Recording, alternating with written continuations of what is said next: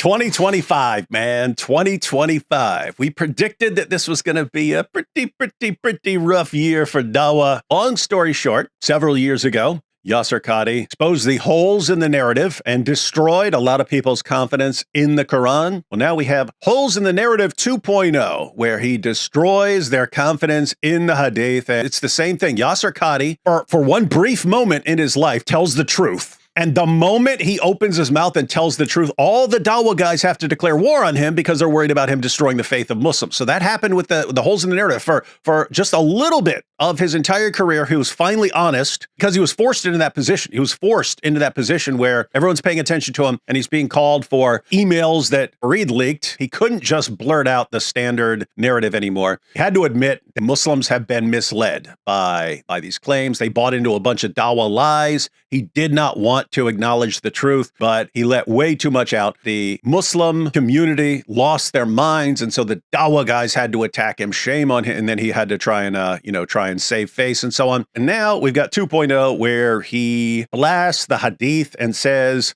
basically, Islamic Hadith methodology is garbage to academics, and no serious academic would take this seriously. And so he acknowledges he has to live a double life. He lives one life where he's interacting with scholars, non-Muslim scholars and so on. And then when he's talking to Muslims, he has to turn all that off and just operate by faith. So the academic Yaser Kadi knows the Hadith cannot stand up to scrutiny, but the devout Muslim Yaser Kadi, he just accepts it all and quotes the Hadith as if this is actually the words of Muhammad. Yaser Kadi, let me just say, if you never do anything to help us ever again, just know that you've done plenty. You've done plenty. This is a topic that when you're the beginning student of knowledge, you're like, what is all of this going on here? When you go a little bit more, you learn to simply memorize what your teachers say and regurgitate it out.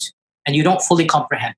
When you do a deep dive is when things get very, very awkward and difficult. When you're at the very beginning of becoming a student of knowledge, you're actually starting to study the text of the Quran and things like that. You go, what is all this stuff? Why? Because you've been told all your life, no variance, perfect preservation, dot for dot. And then as soon as you start studying, they start talking about different Qurans and the ahruf. And then you start learning from your scholars and they tell you, oh, this is easy. We have all this stuff figured out. Yeah. And you memorize this stuff. And then, of course, if you do a deep dive, you study even more, you start realizing, these explanations don't make any sense at all.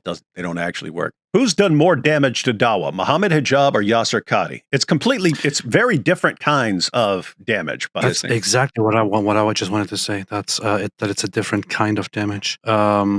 So it's hard to compare because the two have a very different kind of doing damage to Islam, to Dawah, and they're both doing it very well, honestly. On an academic level, Yaser Kadi has done more damage. On another level, on a more popular level, Muhammad Hijab has done significantly more damage. So they both are very good players in their own field, I think when they team up, that was very, very helpful. It was very helpful to Muslims to become ex-Muslim. My preliminary conclusion is there is no middle ground. And historical critical method and isnad analysis are two diametrically opposed ways of looking at early Islam and reports. And I don't find much commonality between them. There's no middle ground. They're just completely opposed ways of doing things. The historical critical method, that's what historians use. And then isnad criticism is the Muslim method. In theory, I guess, try to reconcile them or try to bridge them. And he's saying does not work. So in some areas, there's good, healthy overlap. In some areas, we'll politely agree to disagree. And in some areas, they're diametrically opposed. This is my preliminary analysis. And I would love to be proven wrong. And I would love for somebody to come and say, no, you are absolutely incorrect. And we can prove hadith via the historical critical method. And this is how we do it. Spoiler alert, that's never going to happen, Yaser Kadi, because your hadith methodology is garbage. So no one's ever going to refute what you're saying right now, namely that they're diametrically opposed. I'm a little bit pessimistic. And I don't see there to be much of a commonality. So we're going to have to simply say, if you believe in that the Sunnah has been preserved by the Hadith, you're going to have to follow a certain epistemology, a certain paradigm. And if you are, as you're aware, and you're an academic channel, right? You're well aware, nobody in the academy affirms the Muslim Sunni science of Hadith. Did you catch that? No one in the academic realm affirms that this is This is a good methodology that should be taken seriously. No, once you get out of the Muslim mindset of like a sheikh and what he says, anything more critical, no one takes this seriously. It is Ouch. considered to be completely discredited. I'm just Wow, man, he just has to double down with the That's wording. what he said. That's what he just.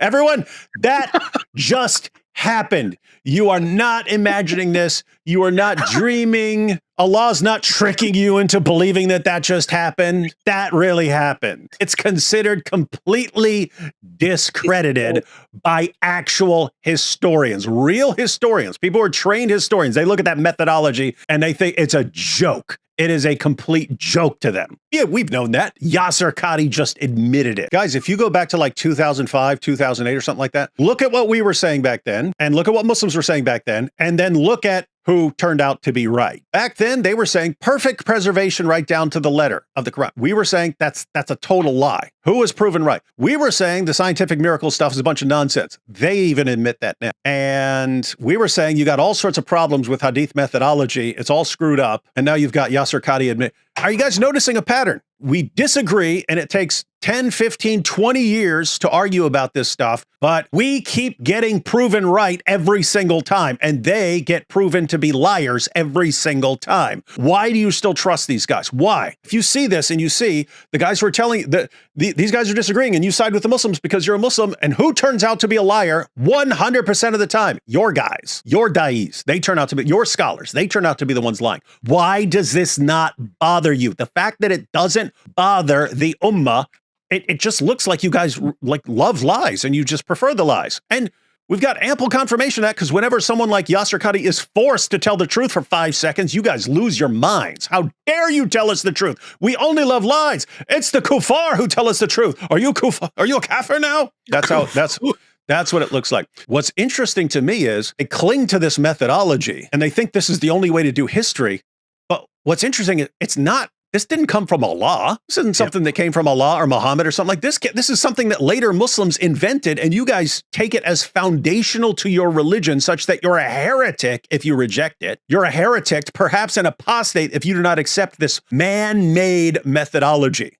It's some guys who hey, we got a problem here because we keep making up stories to justify anything we want to believe. Let's come up with a methodology. Hey, let's check the list of names, because obviously if we think someone could have fabricated a story, there's no way he could fabricate a list of names. So that'll prove that's how we prove that something is authentic. That's something that was invented by human beings, and you take it as foundational to your religion, and you'll blast Yaser Kadi and call him a heretic for rejecting something that human beings invented. Again, it just didn't come from Allah, didn't come from Muhammad, and it's foundational to your religion.